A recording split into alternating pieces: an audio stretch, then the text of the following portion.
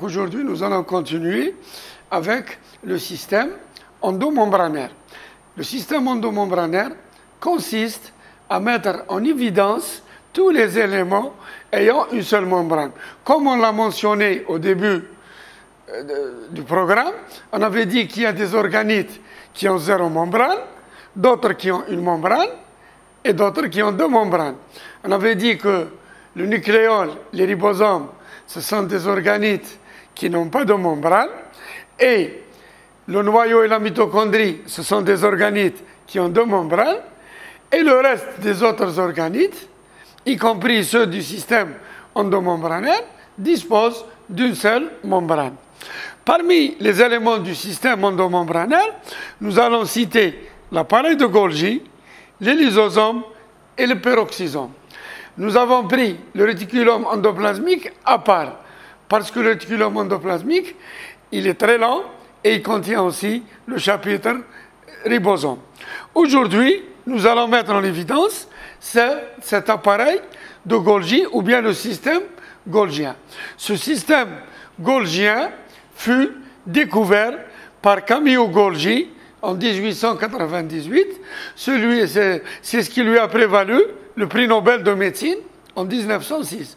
Donc, la découverte de cet appareil, ou bien ce système golgien, au début, on ne l'appelait pas l'appareil de Golgi. C'était un système réticulaire, ou bien l'appareil réticulaire interne. Et si vous vous rappelez bien, quand on a étudié le réticulum endoplasmique, on avait dit aussi que c'est un système réticulaire. Et comme par hasard, les deux systèmes se ressemblent. Pourquoi? Parce que les deux sont formés par une membrane et un contenu membranaire. Il a découvert ce système réticulaire interne, ou cet appareil réticulaire interne, dans les cellules nerveuses, et il a utilisé une imprégnation de tétroxyde d'osmium. Et on a aussi étudié quels sont les effets, quel est le rôle du tétroxyde d'osmium quand on a étudié les techniques d'analyse. Donc, après avoir découvert ce système réticulaire interne en 1898, en 1954, Dalton et Félix ont mis en évidence la présence réelle et le rôle réel de l'appareil de Golgi. Après, en 1983, une équipe japonaise a mis en évidence la structure en 3D de l'appareil de Golgi, et ils ont divisé cet appareil de Golgi selon la structure, ils ont appelé phase, selon la fonction, on a appelé phase, et nous y reviendrons tout à l'heure. La structure de l'appareil de Golgi, donc la morphologie et la structure. En général, l'appareil de Golgi est formé par un ensemble de dictyosomes. Chaque dictyosome est formé par un ensemble ou bien des saccules. Au niveau des saccules, nous avons des saccules aplaties et nous avons des saccules en forme de croissant. Chaque saccule ou chaque croissant porte 2 zones, une région chromophile et une région chromophobe. Une région chromophile fortement colorée, et elle contient beaucoup de substances, et une région chromophobe faiblement colorée qui contient peu de substances. Et là aussi, cette structure de l'appareil de Golgi en croissant ou bien en lame aplatie dépend du type de cellule. Donc, l'appareil de Golgi, il peut être convexe par rapport au noyau et il est concave par rapport aux vésicules de sécrétion. Et là, cet appareil de Golgi, il provient par bourgeonnement des vésicules appelées vésicules de transition. Donc, là, la morphologie, toujours, et la structure de l'appareil de Golgi, on a dit que ce sont des vésicules golgiennes, les vésicules de sécrétion, qui vont transporter les saccules, plus tard, entre les saccules golgiens. Donc là, je m'explique. Nous avons des vésicules, excusez-moi, nous avons des lames aplaties. Ensuite, nous avons des lames sous forme de croissant. Quand il va y avoir libération des vésicules de sécrétion, on dira que ces vésicules de sécrétion sont libérées entre les sacules golgiens ou bien à la périphérie des sacules golgiens. Les vésicules de transition se trouvent entre le réticulum endoplasmique et bien sûr l'appareil de Golgi. Donc l'appareil de Golgi présente une polarité structurelle et fonctionnelle. Les protéines venant du réticulum endoplasmique arrivent au niveau de l'appareil de Golgi à la phase 6, Golgi S6, Golgi Network. Elles sont ensuite expédiées dans la zone médiane et puis ressortent vers la partie trans, Golgi Network. À chaque phase correspond une phase. La phase 6, c'est la phase de formation. Médiane, intermédiaire. Trans, maturation. Et là, je m'explique. Nous avons l'appareil de Golgi. Et là, au niveau du schéma, vous allez mieux comprendre. C'est mieux que le texte. Nous avons l'appareil de Golgi. L'appareil de Golgi, il prend naissance à partir des vésicules de transition issus du réticulum endoplasmique.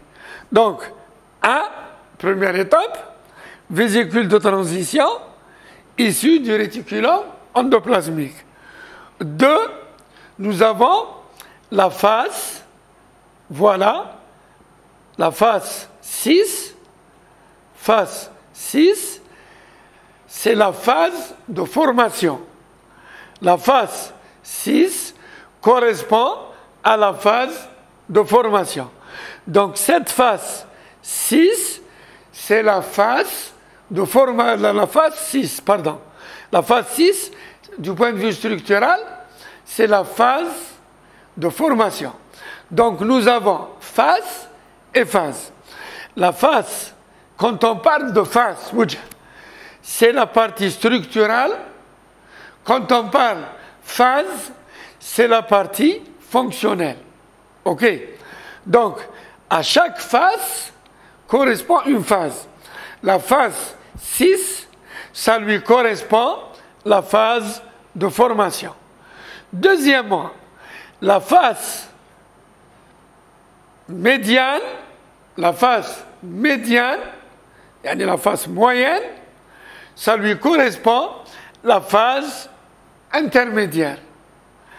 La phase trans, ça lui correspond la phase de maturation.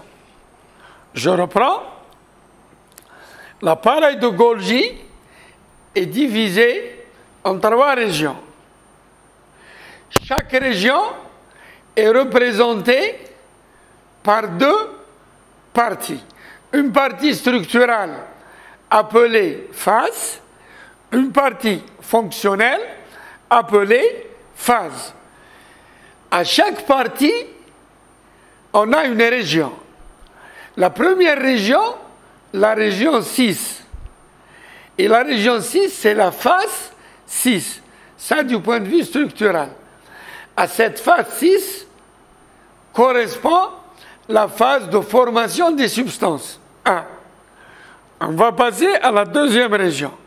La région médiane, du point de vue structural, on l'appelle phase médiane. Du point de vue fonctionnel, on l'appelle phase intermédiaire, intiqaliya, transitoire. Troisième région, on a la phase trans, ça lui correspond, du point de vue physiologique, la phase de formation. Donc, je vais tracer une ligne, et je dirais ça, c'est la partie structurelle de l'appareil de Golgi, et ça, c'est la partie fonctionnelle.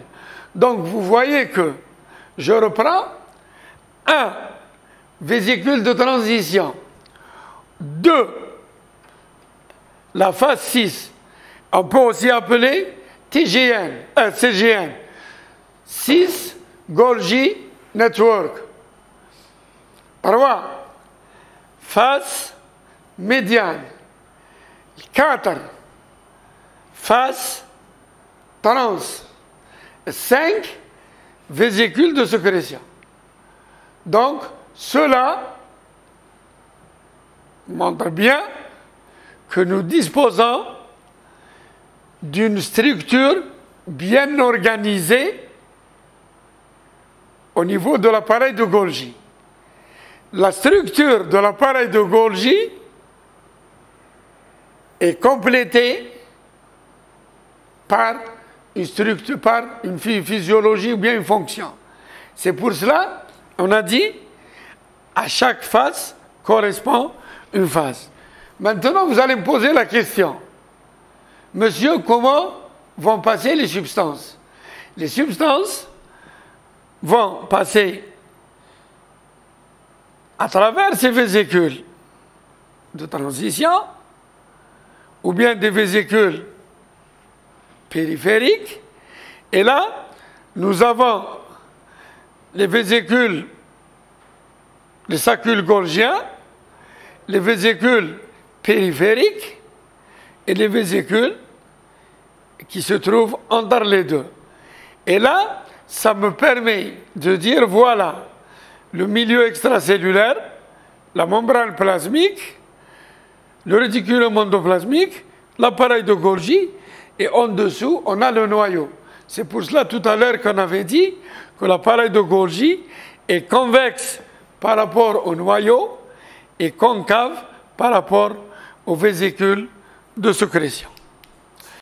Donc, après avoir mis en évidence la structure de l'appareil de Golgi, je fais une petite récapitulation. Et on a utilisé des modèles. Maintenant, c'est l'ère, c'est l'étape, c'est la période, c'est le moment des modèles.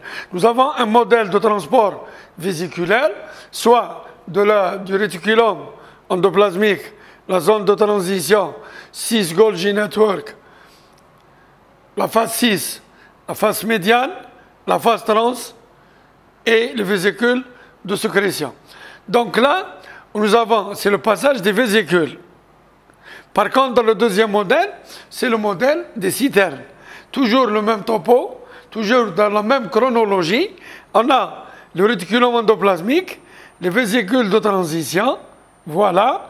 Ensuite, on a 6 Golgi Network. 6 Golgi Network, c'est quoi? C'est la région qui prépare la phase 6. Deuxièmement, la phase médiane.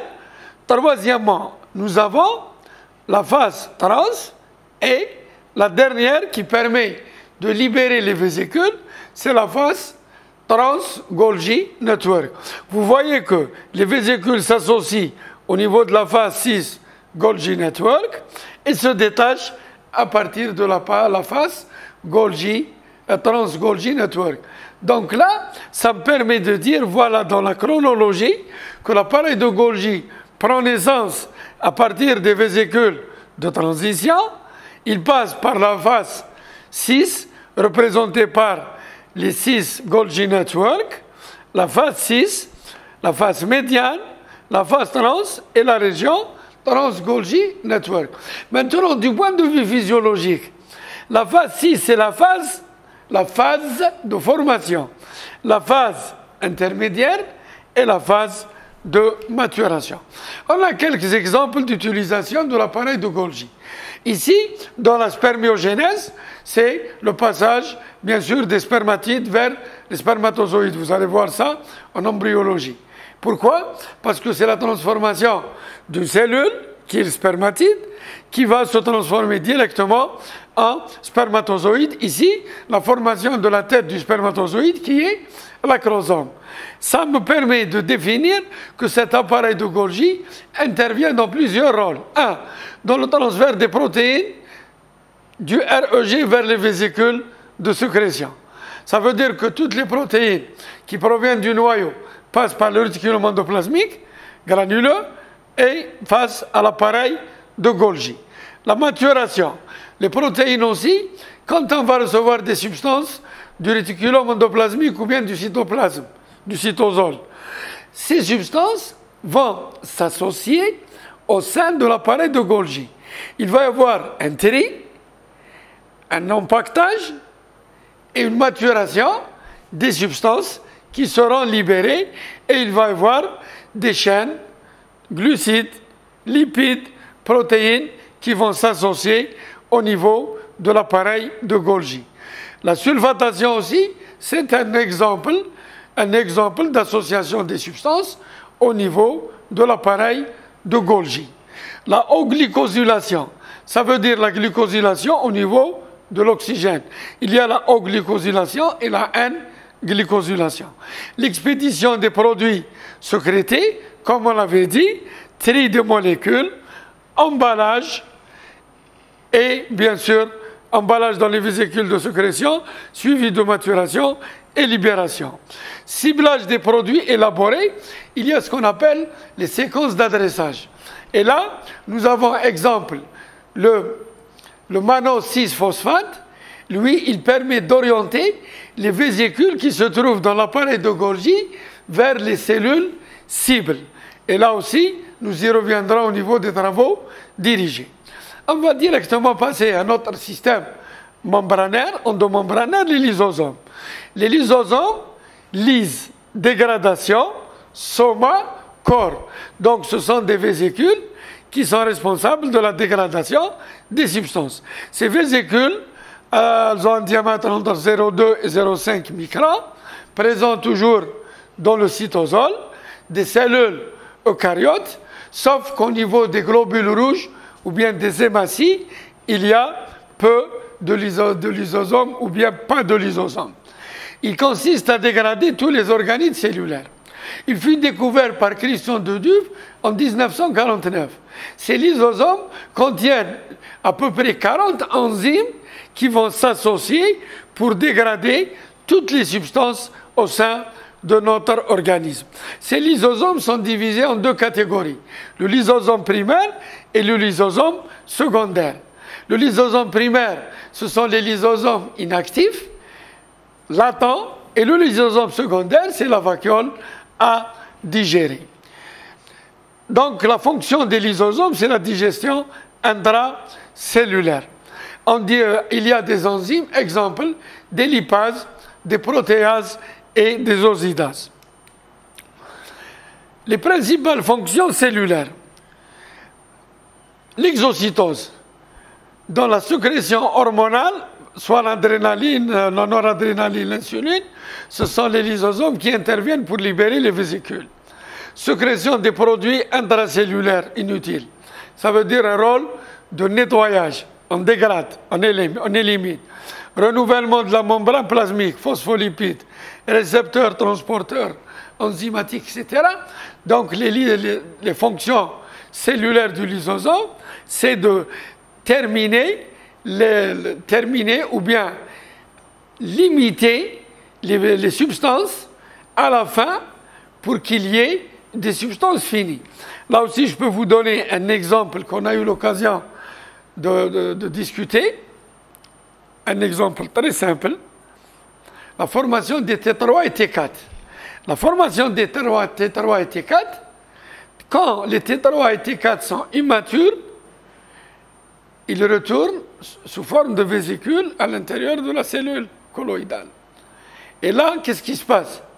C'est là où les lysosomes vont intervenir par les enzymes pour séparer les T3 et les T4 et les libérer pour qu'ils soient des produits finis à maturité. L'endocytose dans la nutrition. Quand il y a des substances qui arrivent, les lysosomes vont les dégrader, vont les couper, vont les scinder pour qu'ils soient utilisés. L'épithélium intestinal. Dans l'épithélium intestinal, nous avons aussi des éléments à dégrader qui se trouvent au pôle apical. La digestion des déchets. Exemple, dans les cellules de Sertoli ou bien les doigts palmés des mains du fœtus. Je m'explique. Dans la spermatogénèse, quand le spermatozoïde arrive à maturité, il y a ce qu'on appelle, ce qu'on appelait tout à l'heure, voilà, La spermiogénèse, c'est la formation du spermatozoïde.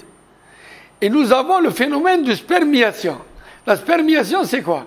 C'est que le spermatozoïde, quand il arrive à maturité, pour qu'il soit libéré des cellules de Sertoli, il va subir une certaine dégradation. La dégradation de quoi?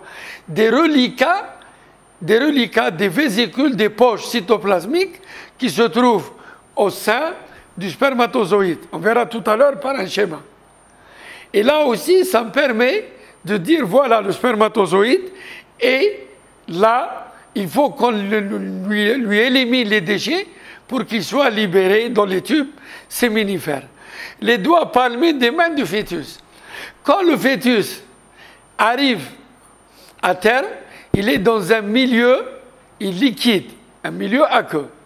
Rabbi subhanahu wa ta'ala, la nature en fait en sorte que le bébé a les doigts palmés. Ces palmitures sont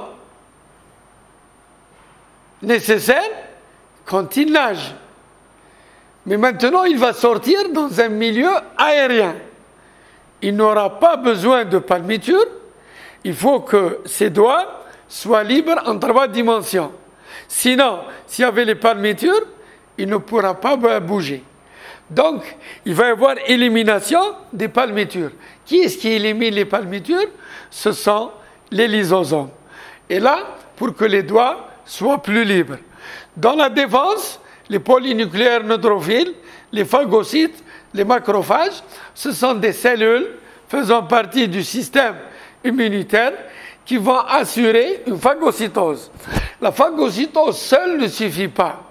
La phagocytose, c'est faire pénétrer les substances à l'intérieur des cellules de ce système immunitaire. Qui est-ce qui va éliminer cette substance? Ce sont les lysosomes qui se trouvent au sein des cellules immunitaires. Et c'est pour cette raison aussi qu'on mettra en évidence, on dira que la principale fonction du lysosome, c'est aussi un renouvellement structural des membranes. L'ultrastructure, c'est la structure au microscope électronique. Le lysosome est formé par une membrane, comme la membrane plasmique, formée par 2 couches. Une couche externe sombre, une couche interne sombre, séparée par une couche claire. Mais la question que vous devriez vous poser, mes chers étudiants, qu'est-ce que vous allez dire? Monsieur, vous nous avez dit que le pH du cytoplasme est de 7,4. Le pH en général de la cellule est neutre. Il est de 7. Alors, le pH du lysosome est un pH acide, compris entre 3 et 5. 1. La question que vous devriez poser. Qu'est-ce qui garde cette acidité au sein du lysosome? 2. Pourquoi ces hydrolases, ces enzymes, cette quarantaine d'enzymes ne détruisent pas la membrane du lysosome? Donc nous avons 2 questions auxquelles je vais répondre. La première question, qui est-ce qui permet de maintenir l'acidité? C'est les pompes H+. Et si vous vous rappelez bien, quand on a parlé de perméabilité membranaire, on a mis en évidence les protons H+, et les ions Na+. Et on a parlé de sympores. On a parlé d'antipores.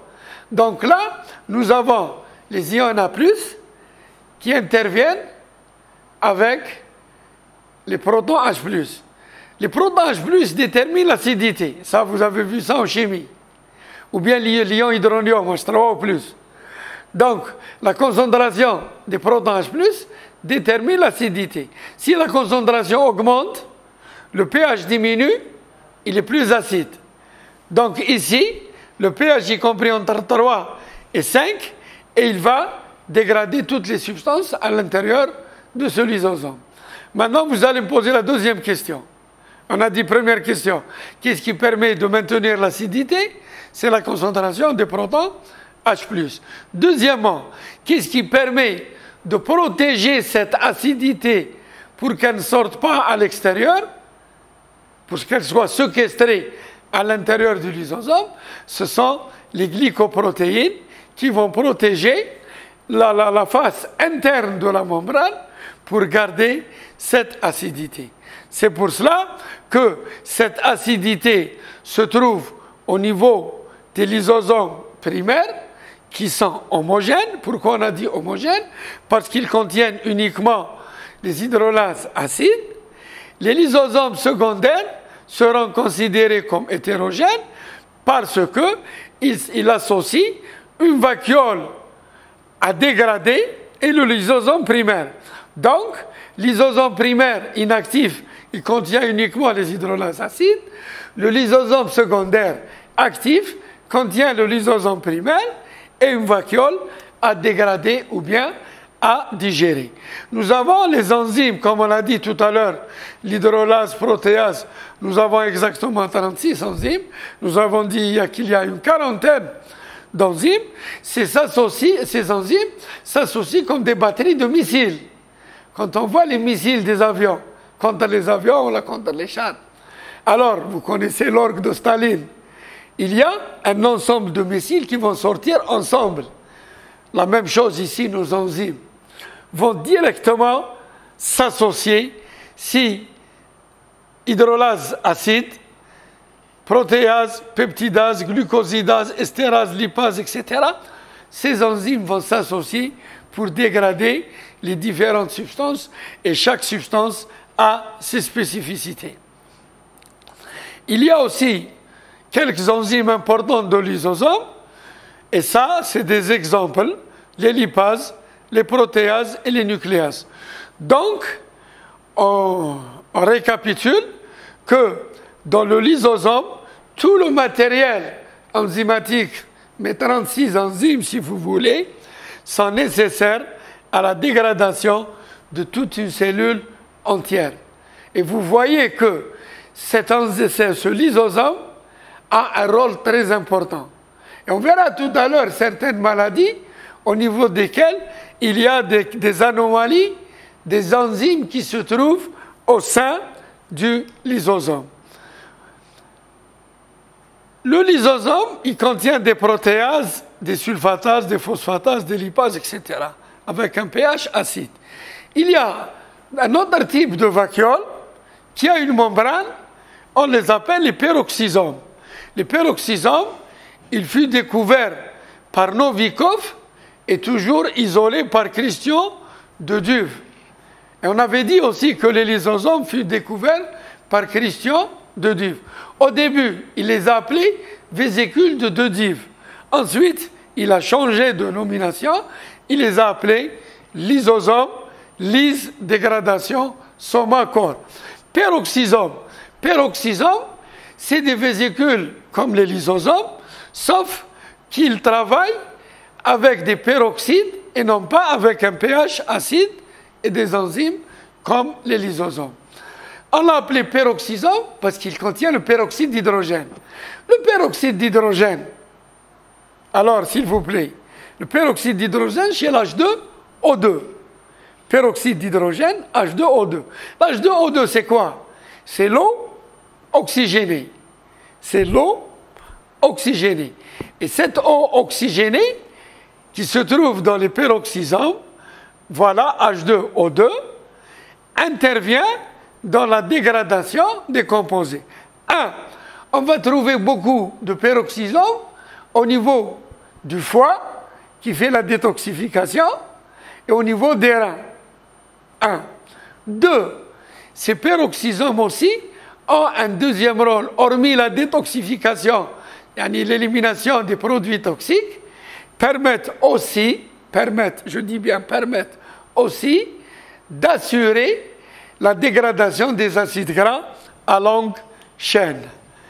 Voilà la classification des lysosomes. Nous avons les lysosomes primaires ou protolysosomes, ce sont les lysosomes qui sont encore inactifs. Les lysosomes secondaires, ce sont les lysosomes auxquels on a les lysosomes primaires auxquels on a rajouté une vacuole à digérer. On les a appelés aussi hétérolysosomes.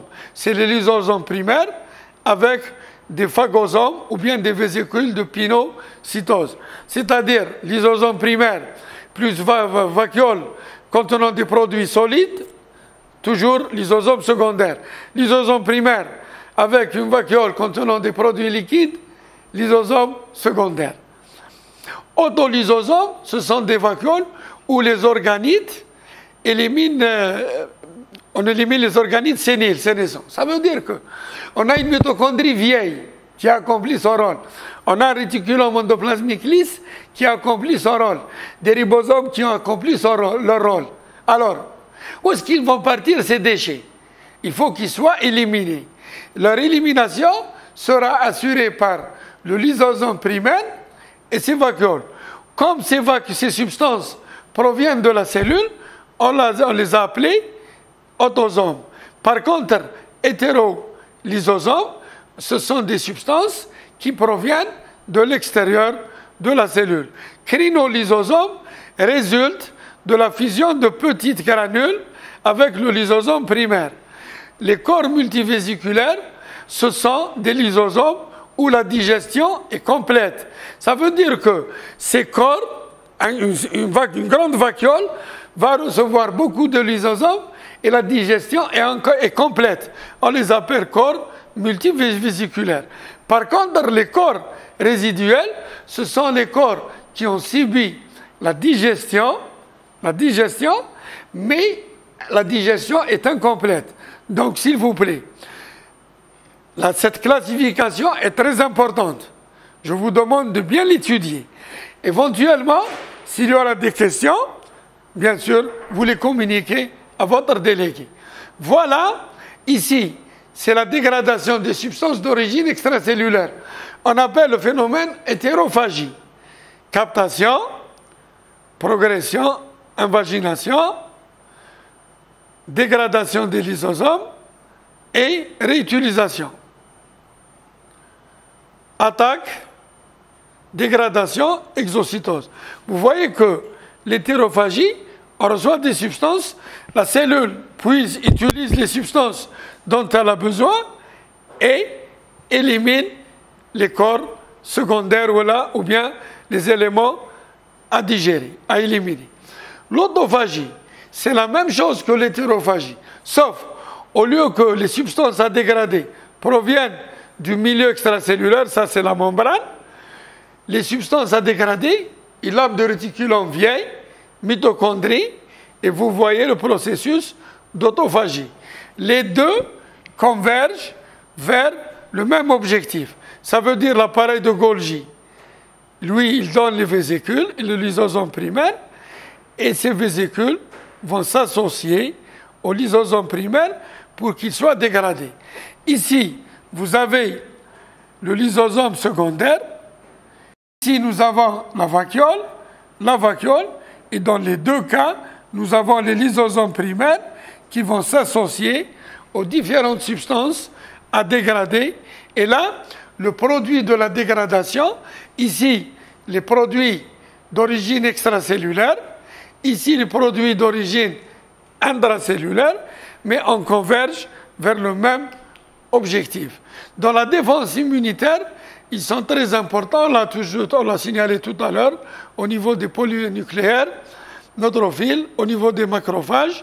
Et là, même que les bactéries sont ingérées dans le phagosome, dans des phagosomes fusionnent avec le lysosome primaire pour obtenir un lysosome secondaire. Le rôle de nettoyage, c'est aussi, comme on l'a signalé, le renouvellement. Quand il y a des mitochondries qui ont accompli leur rôle, après 10 jours, qu'est-ce qui se passe? On va les éliminer, sinon il va y avoir une accumulation de déchets au sein de la cellule et la cellule va mourir. Voilà tout à l'heure, quand j'ai dit dans la spermiation, voilà les spermatozoïdes, voilà le lysosome. Qu'est-ce qu'il va faire? Il va directement dégrader cet excès de cytoplasme pour que le spermatozoïde puisse être libéré le plus normalement du monde. Parce que dans les cellules de Sertoli, cette spermatogénèse débute par les spermatogonies et se termine par le spermatozoïde. Ici, c'est la transformation des spermatides en spermatozoïdes et par conséquent, cette partie qui est l'oxygène, le cytoplasme en excès, on va l'éliminer pour que ces spermatozoïdes puissent être libérés directement au niveau des tubes séminifères. Quelques maladies du lysosome, maladie lysosomale ou bien lysosomiale, les deux sont justes. Implication dans la pathologie. L'absence des enzymes lysosomiales, c'est une maladie congénitale. Exemple, maladie de Niemann-Pick. L'absence de la sphingomyélinase. Maladie de Gaucher, l'absence de l'alpha-glucocérébrosidase. Maladie de Tay-Sachs, un déficit de bêta-hexoaminidase. Maladie de Pompe, l'absence des enzymes glucogénolytiques. Vous voyez que toutes ces maladies sont dues à des défections enzymatiques. Et ces défections enzymatiques nous permettent de dire attention, les lysosomes, ça dépend du lieu où ils se trouvent. Quand il y a dégradation des cellules, si il y a un manque d'enzymes, la dégradation est incomplète. Là aussi, destruction des granulocytes par des cristaux d'hydrate de sodium. Dans la maladie, exemple la goutte, nous avons les 4 phases: phagocytose des cristaux d'hydrate de sodium, formation de phagosome au niveau des lysosomes, rupture du phagosome, et quand le phagosome il y a rupture, automatiquement, il donne des maladies au niveau des articulations qu'on appelle les arthrites. La maladie de Pompe, la glycogénose, c'est l'absence de lysosome, d'une enzyme, la glucosidase, dans le lysosome. Et là, il va y avoir accumulation du glucogène dans le cytoplasme à l'intérieur des vacuoles. Voilà la mort due à une insuffisance cardiovasculaire. C'est-à-dire que ça nous permet de dire que, attention, quand il y a un excès de substance, il faut qu'il y ait un équilibre. S'il n'y a pas cet équilibre de dégradation, automatiquement, il n'y aura pas, bien sûr, il n'y aura pas de dégradation et par conséquent, il y aura des pathologies. La silicose des mineurs. La silice détruit la membrane des lysosomes. Quand elle détruit la membrane des lysosomes, il va y avoir une fuite des enzymes qui vont entraîner des inflammations au niveau du poumon. Et par conséquent, le minéral, la silice, minéral de formation, le dioxyde de silicium, voilà, c'est lui, surtout les gens qui cassent, qui taillent les pierres. À Batna, il y a eu 71 cas, oui, de silicose dû à ce problème de poussière. Il y a aussi les gens qui travaillent dans les mines. Et ça touche directement le lysosome éclate, et automatiquement, c'est la silicose qui survient. Les peroxysomes, comme on l'avait dit tout à l'heure, ce sont des vacuoles contenant du peroxyde d'hydrogène, mais ne contiennent pas de matériel génétique. Ils assurent, voilà, la dégradation des acides gras à très longue chaîne. Et là aussi, quand ils dégradent les acides gras à longue chaîne, automatiquement, comme c'est des acides gras saturés, ils sont nocifs pour l'organisme. Alhamdulillah, nous avons ces peroxysomes qui font la dégradation. Le peroxysome est formé, comme le lysosome, d'une membrane classique double couche phospholipidique. Ils sont présents dans toutes les cellules eucaryotes et contiennent, bien sûr, des peroxydes qui vont dégrader les corps étrangers. Ils font la détoxification, mais aussi ils font la dégradation des acides gras à longue chaîne. Donc là, c'est une réaction chimique qui permet d'avoir l'eau oxygénée, ou le peroxyde d'hydrogène, avec un radical H2, on obtient un radical plus les molécules d'eau. Ça, c'est l'action des peroxysomes au sein de nos cellules. Je vous remercie pour votre attention et à la prochaine fois, Inch'Allah.